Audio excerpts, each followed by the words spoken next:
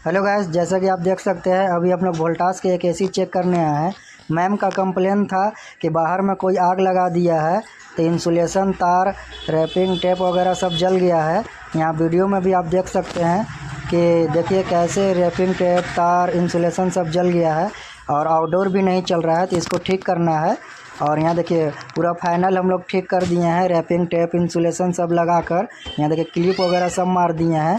चलिए आपको अंदर में दिखाते हैं चालू कर। जैसे देख सकते हैं यहाँ चालू किए, कूलिंग वगैरह भी सब अच्छा से करने लगा है, सब फाइनल फिटिंग हो